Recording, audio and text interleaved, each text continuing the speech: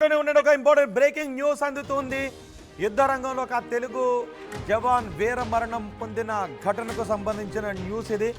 బోర్డర్లో ఎల్ఓసి వెంబడి పాకిస్తాన్ కాల్పులకు తెగబడుతూనే ఉంది. పాకిస్తాన్ కాల్పులకు మన జవాన్లు ధీటైన సమాధానమే చెబుతూ ఉన్నారు.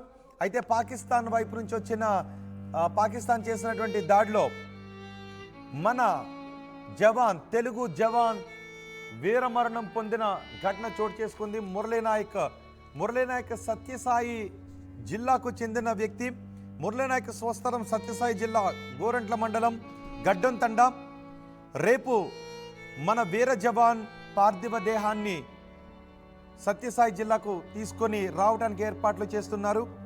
మురళీనాయక్ నిజానికి ఏ జవానికైనా కూడా ఏం కోరుకుంటాడు అంటే ప్రాణం ఎప్పుడైనా పోయేదే, కానీ మాతృభూమి రక్షణ కోసం మాతృభూమిని కాపాడుకునే క్రమంలో ఆ మాతృభూమి ఒడిలో ఒరిగిపోతే అది ఆ వీర జవానికి జీవితానికి దక్కిన గౌరవంగా భావిస్తాడు.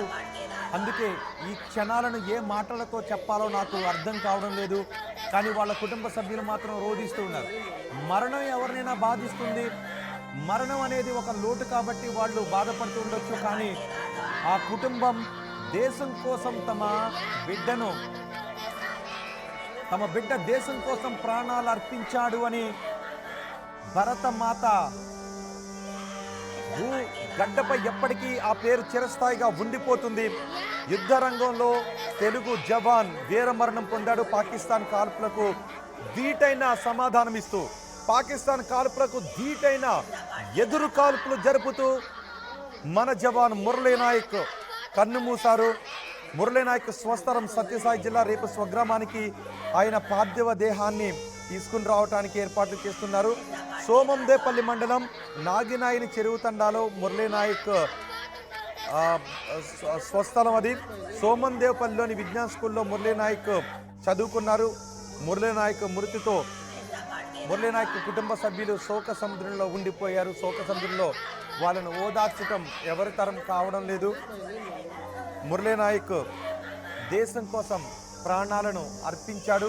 ఒకసారి ఆ కుటుంబ సభ్యులు ఏమంటున్నారో విందాం.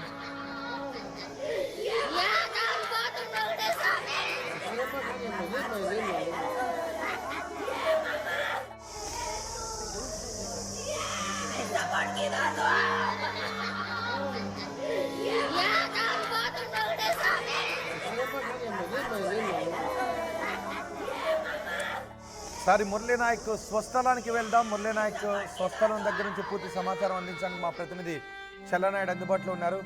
చల్లనాయుడు, మురళీనాయక్ స్వస్థలంలో ఏంటి పరిస్థితి? మురళీనాయక్ ఆయన యుద్ధ భూమిలో దేశం కోసం ప్రాణాలు అర్పించారనే వార్త తెలిసిన తర్వాత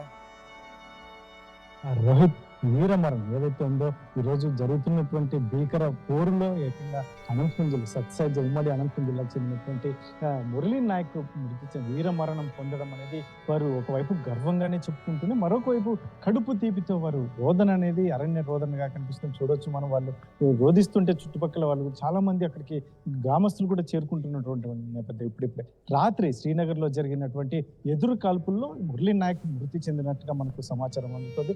మొత్తం మీద అయితే ఈ మధ్య 3 సంవత్సరాల క్రితమే ఈ మిలిటరీలో కూడా మురళీనాయక్ జాయిన్ అయినట్టుగా చెప్తున్నటువంటి నేపథ్యం. ఇటువంటి పరిస్థితుల్లోనే ఏకంగా పాకిస్తాన్ చేతిలో హతమవడం అనేది ఒకవైపు వీర మరణంగా ఆ గ్రామస్తులు కావచ్చు, బంధువులు కావచ్చు, వీరంతా గర్వంగా చెప్తున్నటువంటి నేపథ్యం. అయితే మాతో కలిసి తిరిగినటువంటి నేపథ్యం, మాతో ఇరుగు పొరుగు బాగా చాలా సౌఖ్యంగా బాగా అందరితో కలిసిపోయేటటువంటి మనస్తత్వం కలిగినటువంటి మురళీనాయక్ చనిపోవడం అనేది మేము జీర్ణించుకోలేకపోతున్నాం. ముఖ్యంగా చిన్న వయసు, చాలా చిన్న వయసు, ఈ మధ్య కాలంలోనే మిలిటరీలో చేరినటువంటి నేపథ్యం. ఇటువంటి పరిస్థితుల్లోనే ఏకంగా ఈ విజయం సాధించే వరకు ముఖ్యంగా పాకిస్తాన్ మూకలపై దాడులు, ఈ ప్రతి దాడుల నేపథ్యంలో విజయం సాధించిన తర్వాత మా ఊరికి వస్తానని కూడా చెప్పినట్టుగా అక్కడ గ్రామస్తులు కూడా చెప్తారు. ఇటువంటి పరిస్థితుల్లో వారు జీర్ణించుకోలేని పరిస్థితి. ఈరోజు నిన్న రాత్రి జరిగినటువంటి దాడిలో మురళీనాయక్ చనిపోవడం అనేది వారు ఇప్పటికీ కూడా జీర్ణించుకోలేనటువంటి పరిస్థితి. కాకపోతే మృతదేహాన్ని అయితే రేపు కానీ ఎల్లుండి కానీ ఇక్కడికి తీసుకొచ్చి సొంత గ్రామానికి వస్తుంది అని చెప్పేసి ఇక్కడ అధికారులు చెప్తున్నటువంటి నేపథ్యం. మరి ఈ ప్రాసెస్ ఇంకా పూర్తిగా అక్కడ నుంచి సమాచారం మాకు లేదు. వస్తే మాత్రం ఖచ్చితంగా చెప్తామని ఒకవైపు అధికారులు చెప్తున్నటువంటి నేపథ్యంలో ఏదైనా అయితేనే మొత్తానికి ఉమ్మడి అనంతపురం జిల్లాకు చెందినటువంటి వీర జవాన్ యుద్ధంలో మృతి చెందడం అనేది, వీర మరణం పొందడం అనేది చాలా గర్వంగా ఫీల్ అవుతున్నామని చెప్పేసి మాజీ సైనికులు కూడా చెప్తున్నటువంటి నేపథ్యంలో వారు కూడా స్పందిస్తున్నారు.